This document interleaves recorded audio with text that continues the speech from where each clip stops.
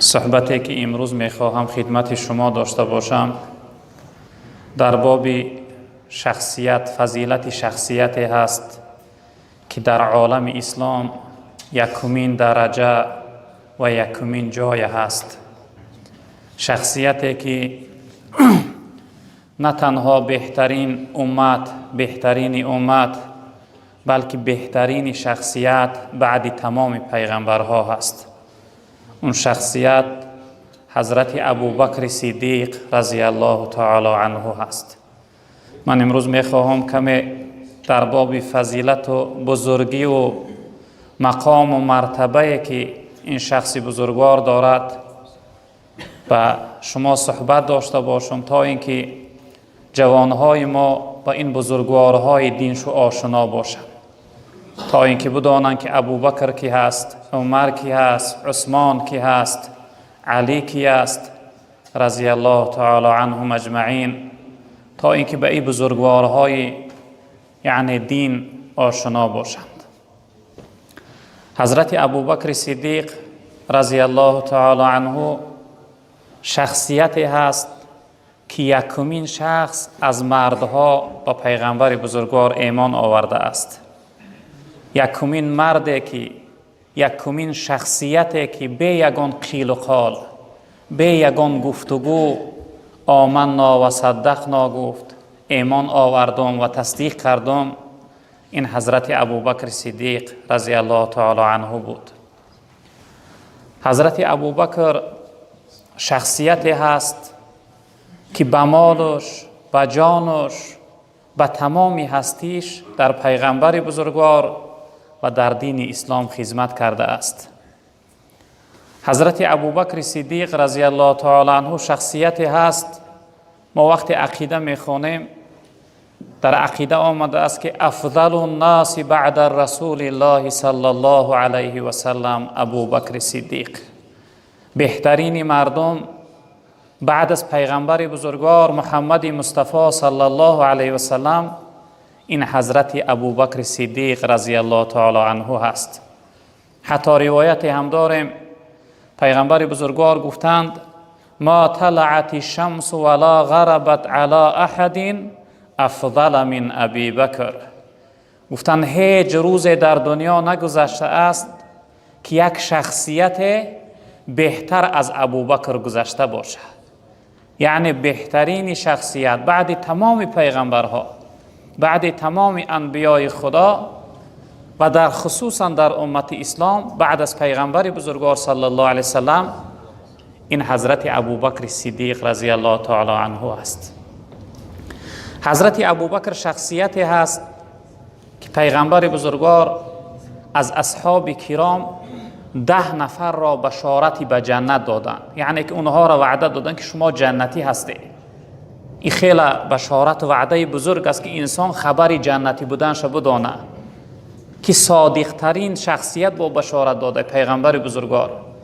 در ابتدای این عشره مبشره پیغمبر بزرگوار صلی الله علیه وسلم گفتند ابابکر فی الجنه، تن ابوبکر در جنت است، جنتی هست.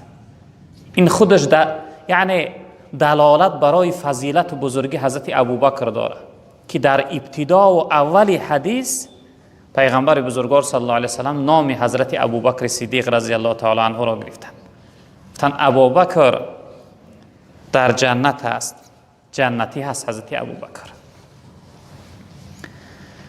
و از پیغمبر بزرگوار صلی الله علیه و سلم پرسیدند، گفتند ای الناس احب الیک، تن یا رسول الله از همه محبوب تر و دوست داشته تر در نزد شما کی هست؟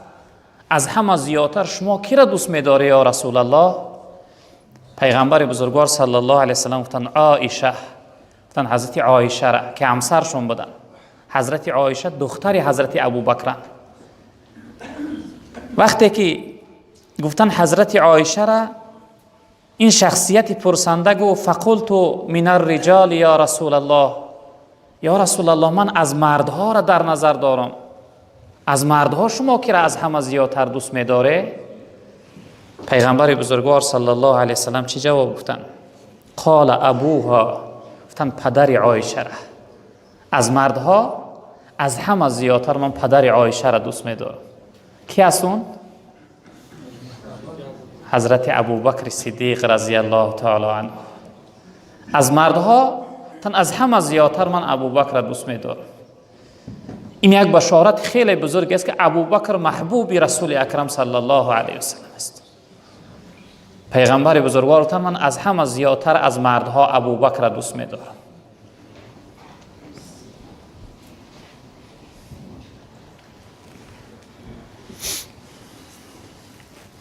در روایت دیگر پیغمبر بزرگوار صلی الله علیه وسلم فرمودند که اتانی جبریل علیه السلام فاخذ بیدی فارانی باب الجنة الذي تدخل منه امتی. پیغمبر بزرگوار گفتند حضرت جبرائیل علیه السلام نزد من آمد، برای من اون دری که امتهام از او داخل جنت میشوند اون در جنت برام نشان داد. اون دری که امتهای من مخصوص برای امتهای من داخل شدن است، حضرت جبرائیل اون در برای من نشان داد. حضرت ابوبکر صدیق رضی الله تعالی عنه گفتند یا رسول الله، من بسیار دوست می داشتم که اون لحظه همراه شما می بودم، همراه شما می بودم تا اینکه منم می دیدم که اون دری که خاص امتهای شما داخل جنت می شوند اون کدام در است؟ پیغمبر بزرگوار صلی الله علیه و سلم گفتند که اما انک یا ابا بکر اول من یدخل الجنة من امتی. تن ای ابوبکر یکمین شخصی که از امتهای من داخل جنت می شود این تو هستی. خیلی بشارت بزرگی هست. تن ای ابوبکر از جمع امت من یکمین شخصیتی که داخل می شود اون تو هستی. ببینید که حضرت ابوبکر بزرگ، حضرت ابوبکر صدیق رضی الله تعالی عنه شخصیت است. گفتن یکمین شخصیتی که از امتهام داخل جنت می شود ابوبکر تو هستی. در روایت دیگر پیغمبر بزرگوار صلی الله علیه و سلم روز مثل شما برین در محضر اهل اصحاب نشسته بودند، چند سوال از صحابه ها پرسیدند، چند چیزی را از اصحاب کرام پرسیدند. گفتند من اصبح منکم اليوم صائما. گفتند آیا امروز کدامی از شما روزه گرفته، روزه دار استه؟ میگه در جواب حضرت ابوبکر صدیق رضی الله تعالی عنه گفتند انا یا رسول الله. گفتند من یا رسول الله امروز روزه دار بودم، من امروز روزه گرفتم. با پیغمبر بزرگوار صلی الله علیه و سلم پرسیدند، گفتند فمن تبع منکم اليوم جنازه. گفتند آیا در امروز کدامی از شما در یک جنازه اشتراک کرد، نماز جنازه خواند؟ حضرت ابوبکر صدیق رضی الله تعالی عنه گفتند که یا رسول الله من امروز جنازه خواندم. با پیغمبر بزرگوار پرسیدند فمن اطعم منکم اليوم مسکینا. گفتند آیا امروز یک کدام شما یگان انسان مسکین، یگان انسان گرسنه و کمبغل طعام داده، خوراک خورانده؟ حضرت ابوبکر صدیق رضی الله تعالی عنه گفتند انا. گفتند یا رسول الله من. گفتند با پیغمبر بزرگوار صلی الله علیه و سلم پرسیدند فمن عاد منکم اليوم مریضا. گفتند آیا یک کدام از شما امروز یگان بیمار بینی و اعادت و خبرگیری رفت؟ میگه حضرت ابوبکر صدیق رضی الله تعالی عنه گفتند انا. گفتند که یا رسول الله من امروز بیمار بینی و خبرگیری رفتم. پیغمبر بزرگوار صلی الله علیه و سلم گفتند که مجتمعنا فی امرئ الا دخل الجنه. تن هر شخصیتی که امروز این کارهایی که من گفتم اینها را جمع کرده باشه، به جا آورده باشه، او شخصیت داخل جنت می شود. یعنی این حدیث هم دلالت برای چی میکنه؟ برای جنتی بودن حضرت ابوبکر صدیق رضی الله تعالی عنه، که ببینید در یک روز چی امرهای خوبه، چی کارهای خوبه را به جا آورد. هم روزه گرفتند، هم بیمار بینی رفتن، هم در جنازه اشتراک کردن، هم مسکین و انسان گرسنه را طعام دادن. پیغمبر بزرگوار براشون بشارتی به جنت دادن. گفتن هر شخصیتی که این کارها را امروز کرده باشه او داخل جنت می شود. در روایت دیگر پیغمبر بزرگوار صلی الله علیه و سلم گفتن که من انفق زوجین فی سبیل الله ندی من ابواب الجنه یا عبدالله هذا خیر. تن هر شخصیتی که در یک روز دو نفر یا اینکه دو شخصیت انفاق کرده باشه، طعام داده باشه، صدقه کرده باشه براشون، برای او شخصیت از سوی یک در جنت فریاد کرده می شود که بسیار کاری خوب کردی، این کاری که کردی سبب داخل شدن جنتت می شود، بسیار کاری خوب کردی. فمن کان من اهل الصلاة دعی من باب الصلاة، کسی که اهل نماز است در روز قیامت از در نماز و سوش فریاد کرده می شود که بیا از من داخل جنت شد. در جنت درهای مخصوصی هست که هر کدامش نام دارن، یکتش باب صلات بوده است، نامش یعنی در نمازخانه ها. انسانی که نمازخوان است از او در فریاد میکردن بیا داخل جنت شه. و من کان من اهل الجهاد دعی من باب الجهاد، کسی اهل جهاد باشه او را از در جهاد فریاد کرده می شود. و من کان من اهل الصیام دعی من باب الریان، کسی اهل روزدار باشه او را از در ریان که روزهای گذشته دربارش صحبت کرده بودیم دعوت کرده میشه بیا داخل جنت شه. و من کان من اهل صدقه دعی من باب صدقه، کسی سخاوتمند اهل صدقه باشه او را از در صدقه دعوت کرده می شود. حضرت ابوبکر صدیق رضی الله تعالی عنه اوجا بودن، پرسیدن گفتن بی ابی و امی یا رسول الله ما علی من دعی من تلك الابواب من ضروره فهل یدعى احد من تلك ابواب كلها. گفتن یا رسول الله پدر و مادر من فدای شما باد، هر شخصیت از یک در فریاد کرده میشه، نمازخوان از در نماز، روزدار از در روزه، صدقه کنه از در سخاوتمندی.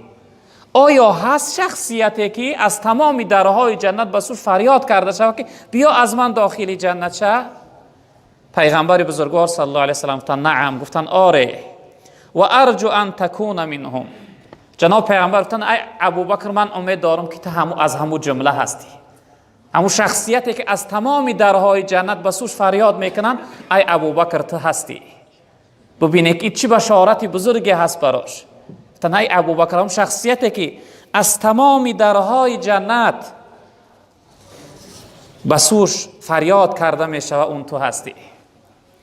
حضرت ابوبکر صدیق رضی الله تعالی عنه بار میگه همراهی حضرت عمر کمی بینشون جنجال شد، خفگی شد. بعد از اون حضرت رفت میگه نزد حضرت عمر بخشش پرسید. حضرت بسیار انسان حلیم بودن، خاکسار و به تواضع بودن. قصه کوتاه نزد حضرت عمر میگه رد کردن، یعنی عذرشون قبول نکردن. حضرت ابوبکر نزد پیغمبر بزرگوار صلی الله علیه و سلم اومدن گفتن یا رسول الله بین من و عمر کمی خفگی شد. حضرت عمر من نزدش بخشش پرسی رفت و من نبخشید. میگه پیغمبر بزرگوار صلی الله علیه و سلم 3 بار در حقش دعا کردن، گفتن ای ابوبکر خداوند تو را مغفرت کنه، خداوند گناهات ببخشه. چند لحظه بعد بود میگه حضرت عمر هم داخل شد در نزد پیغمبر بزرگوار. حضرت عمر دید که جناب پیغمبر چهرش دگرگون است، یعنی غضبناک است، قهرناک است. فهمید که چی سخن گذشته است، چی گپ گذشته است. بعد از اون میگه پیغمبر حضرت عمر گفت یا رسول الله، گفت بخشش عذر خواهی کرد.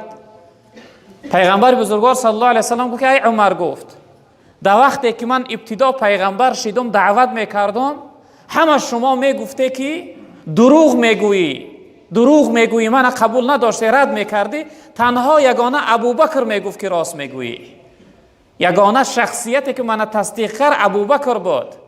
آیا میگذاری همین دوستی من به حال خودش باشه؟ یعنی از روی حضرت ابوبکر صدیق رضی الله تعالی عنه پیغمبر بزرگوار حضرت عمر رضی الله تعالی عنه را کاهش کرد، سیاست کرد، یعنی پشتگیری کرد از حضرت ابوبکر، یعنی دوست می داشت حضرت ابوبکر صدیق رضی الله تعالی عنه. و شخصیت هایی که در کنار مسجد جناب پیغمبر صلی الله علیه و سلم خانه داشتند، جناب پیغمبر پیش از وفات شو امر کردند که هر شخصیتی که در یعنی حوله مسجد در داره تمام درها را بسته کنه مگر در ابوبکر باقی بگذاره، در ابوبکر محکم نشود، در ابوبکر یعنی که همیشگی هوی آزاد بمانه. یعنی پیغمبر بزرگوار صلی الله علیه وسلم همیشه از این ابوبکر صدیق رضی الله تعالی عنه طرفداری و پشتگیری میکرد. حضرت ابوبکر هم وقتی که پیغمبر بزرگوار معراج رفتن وقتی از معراج گشتن نزد خانه کعبه آمدن، عادت داشتن هر روز میگه در نزد خانه کعبه می آمدن. بعد از اون نفرهایی که ایمان آورده بودن در کنار پیغمبر بزرگوار جمع می زدن.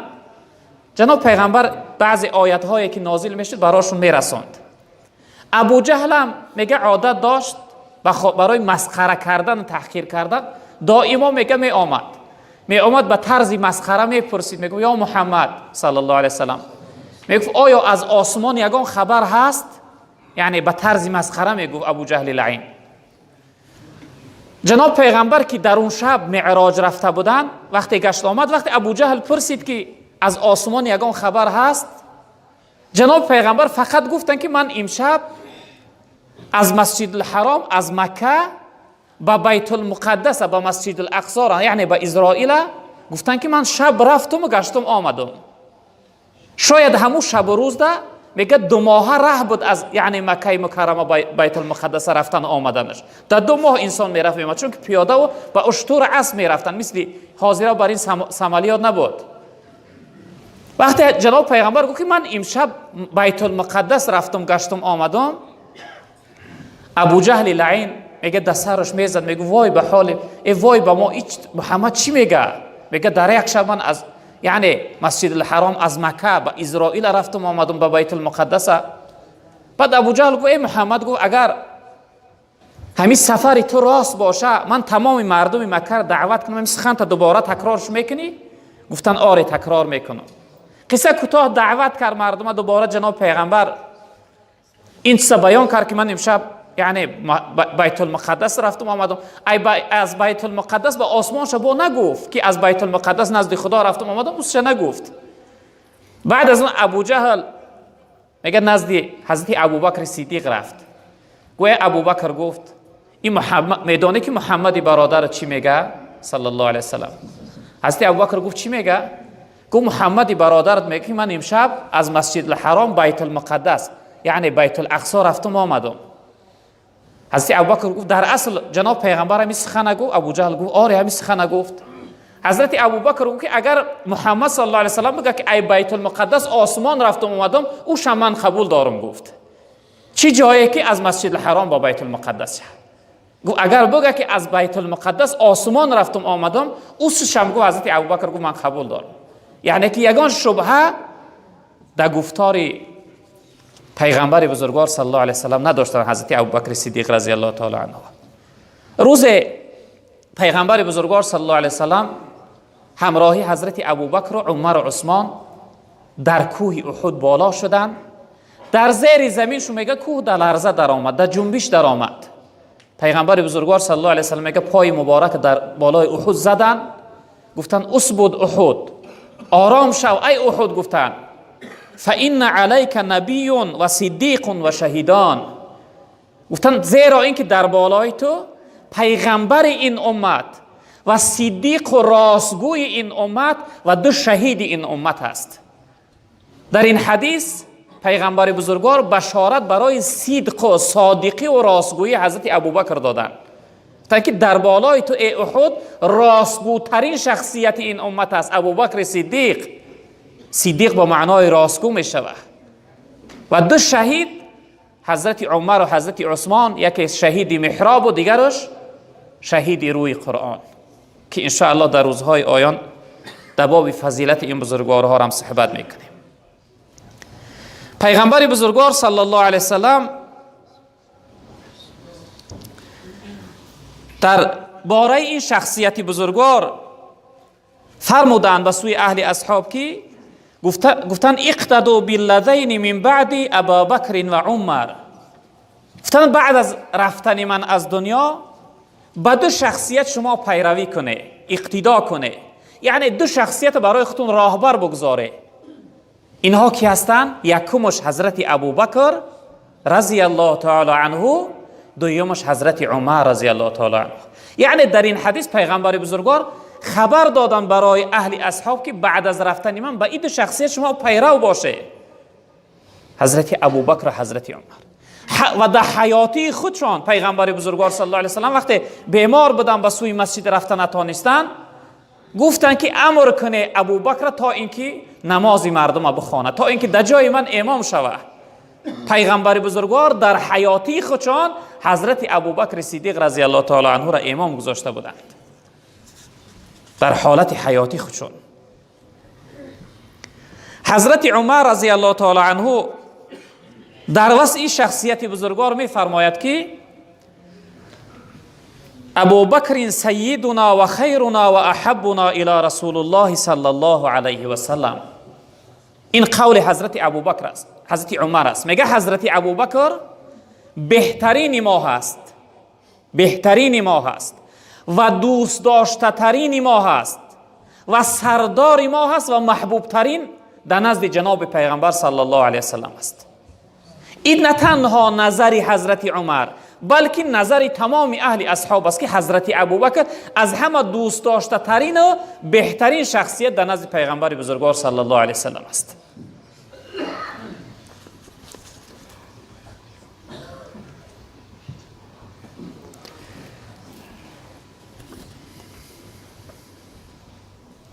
پیغمبر بزرگوار صلی الله علیه و سلم، حضرت عمر رضی الله تعالی عنه روایت میکنه که روز جناب پیغمبر گفتن که هر کسی در خانهش از دارندگی چیزی داره، یعنی برای ما بیاره. یگان غزوه بود، کدام غزوه بود، یعنی دارندگی و اسباب جنگیشو کم بود، نمیرسید، اسباب سوارشون هم کم بود. پیغمبر بزرگوار گفتن کسی از یعنی مال و دارندگی چیزی داره بیاره تا اینکه ما اسبابی یعنی جهاد آماده کنیم. حضرت عمر رضی الله تعالی عنه میگه من گفتم که اکنون این سفر هر بار حضرت ابوبکر یعنی از من پیشگیری میکرد، از من زیادتر می آورد، یعنی اون یکم درجه بود. حضرت عمر گفت من این دفعه حضرت ابوبکر پیشگیری میکنم، از او زیادتر میارم. گفت خانم رفتم، هر چیزی که داشتم از بین راست دو تقسیم کردم، نیمش در خانه باقی گذاشتم و نیمی دیگرش آوردم در نزد پیغمبر صلی الله علیه و سلم گذاشتم. میگه جناب پیغمبر گفتن که ای عمر آیا به خانگیات به اهل تا یگان چیز باقی گذاشتی؟ میگه گفتم آره یا رسول الله، نصفی همین بودگی را برای اهلم گذاشتم، نصفش برای شما آوردم. میگه من انتظاری داشتم که حضرت ابوبکر چی میاره، ابوبکر شاید از من کمتر بیاید که این دفعه من یکم درجه و یکم جا شوم. میگه حضرت ابوبکر صدیق رضی الله تعالی عنه هر چیزی که در خانه‌اش داشت با یک جایگی آورد در نزد پیغمبر بزرگوار صلی الله علیه و سلم گذاشت. جناب پیغمبر گویا ابوبکر برای اهل یگان چیزی گذاشتی؟ میگه حضرت ابوبکر صدیق رضی الله تعالی عنه گفت که برای اهلم گفت خدا و پیغمبر باقی گذاشتم. برای اهل بیتم گفت محبت خدا و پیغمبر باقی گذاشتم. گفت یعنی تمامی هستی و دارندگیش آورد در نزد پیغمبر بزرگوار صلی الله علیه و سلم گذاشت. حضرت ابوبکر صدیق رضی الله تعالی عنه شخصیتی بود که وقتی پیغمبر بزرگوار صلی الله علیه و سلم هجرت کرد، در بین تمام اهل اصحاب یگانه شریک و رفیق در این سفر حضرت ابوبکر انتخاب کرد، قبول کرد. حضرت اهل اصحاب وقتی که مصلحت میپرسیدن برای هجرت از جانب مشرک ها براشون چی قدر آزار و تهدید زیاد میشید، یک به یک هر کدام یعنی جواب دادن گرفت، به سوی مدینه رفتن. اما حضرت ابوبکر گفت حال ایست ابوبکر، تو وقت داری. تنها در این سفری خطرناک پیغمبر بزرگوار صلی الله علیه و سلم حضرت ابوبکر صدیق رفیق و شریک این راه گرفت. حضرت ابوبکر صدیق وقتی که همراه پیغمبر بزرگوار صلی الله علیه و سلم شبی که بیرون شدن، دخترش روایت میکنه که من یکم بار اشک شادی را در پدرم دیدم که انسان از خوشحالی و خرسندی را گریه میکنه. وقتی پیغمبر بزرگوار میگه خانه ما آمد، گفت ای ابوبکر، گفت ما از جانب خدا امر شده از هجرت میکنیم. میگه پدر من از خرسندی و شادی را زار زار میگیریست که پیغمبر بزرگوار در بین اهل اصحاب من انتخاب کرد. من در این سفرش، در این یعنی سفری سیاحت نبود، سفری خطر بود. سفری بود که در سری هر کدامشون 100 اشتر مانده بودن که کسی سری محمد یا سری ابوبکر بیاره 100 شتر میگیره. حضرت ابوبکر میگه از خوشحالی و خرسندی را میگیریست. پیغمبر بزرگوار صلی الله علیه و سلم میگه همراهی حضرت ابوبکر وقتی از مکه بیرون میشدن، حضرت ابوبکر مثل پروانه که در گیردی شمع چرخ میزنه، در کنار جناب پیغمبر میگه دور میزد، تاب میخورد. پیغمبر بزرگوار گفتن ای ابوبکر با شما چی شده است؟ آیا در کنار من نمیروی؟ از پیش میگذاری، از قفا میگذاری، دست راست میستی، دست چپ میستی. حضرت ابوبکر گفتن یا رسول الله من میترسم که از قفا نیاین، از قفا میستم. آیسته آیسته از قفا میام، میگم مبادا که از پیش نبراین، در حال خودم در پیش میخواهم سپری سر راه شما باشم. با فکر میکنم میگم مبادا از دست راست شما پیدا شوند. رسیدن به غار ثور. به غار ثور رسیدن، جناب پیغمبر گفتن یا رسول الله شما کم ایجا ایسته، من درون غار خبر بگیرم مبادا یگان جاندار باشه، یگان درنده نباشه.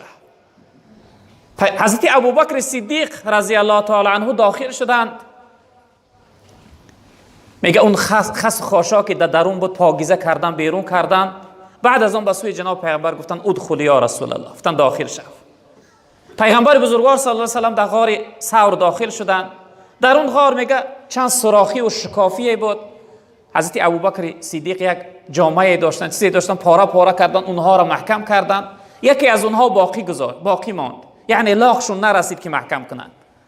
حضرت ابوبکر صدیق میگه یعنی سوم بی پای خود را در همون دهنی، یعنی شکافی همون سوراخی گذاشتن، محکم کردن تا اینکه هر چیزی باشه وقتی بر آمد یعنی من ابو گزه من ضرر برسانه و جناب پیغمبر صلی الله علیه و سلم ضرر نرسونه.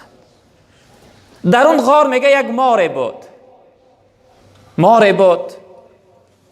مار بر آمد، میگه از هر سوراخی وقتی می آمد محکم، از اون سوراخی آمد که پای حضرت ابوبکر گزید.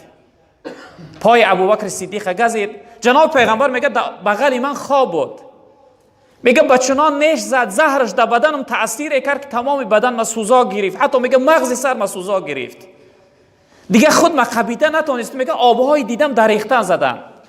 وقتی آبی دیدم میگه در رخساره و چهره جناب پیغمبر چکید. جناب پیغمبر بیدار شد، گویا ابوبکر چی گریه میکنی؟ میگه گفتم یا رسول الله چیزی پای من گزید. میگه حتی میگه پام بچنان کرخته شد، سخته شاخه شد که دیگه پام گرفته نتونستم. پیغمبر بزرگوار میگه با دست مبارکش پام کشید، از آب دهانش میگه گرفت، کمی در اون جای مار گزیدگی گذاشت، با یک بارگی پام میگه دردش گم شد و نابود شد. روز بود، سحر رسید که این مشرکا ابو جهلی ها با دهنی در غار آمدن. میگه یعنی سایه پاهاشون در پیش ما نمایان بود. اگر میگه سرشون خم میکردن در درون غار هر دی ما را میدیدند. حضرت ابوبکر میگه میگریست. پیغمبر بزرگوار صلی الله علیه و سلم ای ابوبکر برای چی شما گریه میکنی؟ گریه نکنه، این لحظه ایمن هستیم. میگه گفتم یا رسول الله اونها اگر سر خم کنن اونها ما را میبینن. یا رسول الله اگر من بکشن یگان گپی نیست، یک مرد عرب و قریش کم میشود، اما اگر شما را بکشن دنیا همه تاریک میشود. گریه من برای خودم نیست یا رسول الله، جان من، پدر و مادرم فدای شما بود، من برای شما گریه دارم. پیغمبر بزرگوار گفتن لا تحزن ان الله معنا. گفت غمگین و زیغ نباشه ابوبکر، این لحظه الله همراهی ما هست، اونها ما را نمیبینند. قصه کوتاه نیافتن، پیدا نکردن مشرک ها. خداوند اونها را نگه داشت. در این سفری خطرناک، در این حالت خوفناکی، یگانه شریک و رفیقی ابوبکر صدیق رضی الله تعالی عنه، رفیق پیغمبر بزرگوار صلی الله علیه و سلم حضرت ابوبکر صدیق رضی الله تعالی عنه بود. من به چه خاطر قصد کردم که در وصف تاریخ این بزرگوارها صحبت کنم؟ بعضی از گمراه ها پیدا شده اند، خصوصا در مردم تاجیکی ما، که در عقیده روافضی یعنی شیعه مذهبی گذاشتند. این بزرگوارهای دین ما را کافر میگویند، نعوذ بالله. این بدبختا میگویند که ابوبکر کافر بود، عمر کافر بود، نعوذ بالله. حضرت عثمان، حضرت عایشه صدیقه طاهره، محبوبه دل رسول الله، میگن یک زنی فاحشه بود. این بدبختای نوجوان مرد در بین مردم ما هم پیدا شدگی هستند. و همین خاطر من قصد کردم چند روزه در وصف این بزرگوارها صحبت داشته باشم تا اینکه جوانهای ما بشناسن بزرگان دینشونه. وقتی اون بدبختی گمراه گفت که ابوبکر کافر بود، باید جواب داشته باشی، باید نگذاری که دهانش کشاید در وصف این بزرگوار یک سخن ناجای گویه. ابوبکر شخصیتی بود که الله سلامش فرستاد. ابوبکر شخصیتی بود که جناب پیغمبر بشارتی به جنت داد. یکمین خلیفه اسلام است. ما و شما باید به قدر این بزرگوارای دین برسیم و اینها را بشناسیم. اهل سلف صالحین، بزرگان دین ما، میفرمایند که اهل سلف محبت و تاریخ حیات ابوبکر عمر برای فرزنداشو تعلیم میدادن، چی نوعی که یک سوره قرآن براش تعلیم میدادن. یعنی فرزنداش رو با این بزرگا آشنا میکردن تا اینکه ابوبکر بشناسن که کی هست.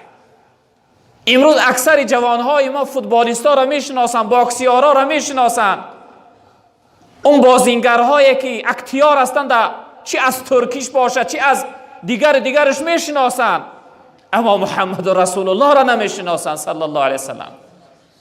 اگر بپرسم از این جمعیت که چند نفر فرزندای پیغمبر را میشناسه، نامهاشو چی هستن، شاید که 10-15 کس جواب گفته بتونه. آیا فرزندای پیغمبر را به اندازه یک باکسیار و یک بازیگر کینا ارزش نداره که با او آشنا باشه؟ آیا ابوبکر صدیقی که جان و مال و همه هستیش فدای دین خدا کرد تا اینکه ما و شما امروز لا اله الا الله محمد رسول الله میگیم، او لایقی نداره که ما با تاریخ حیاتش آشنا باشیم؟ به همین خاطر جوانهای محترم به این بزرگوارهای دین آشنا باشه. ابوبکر بشناسه که کی است.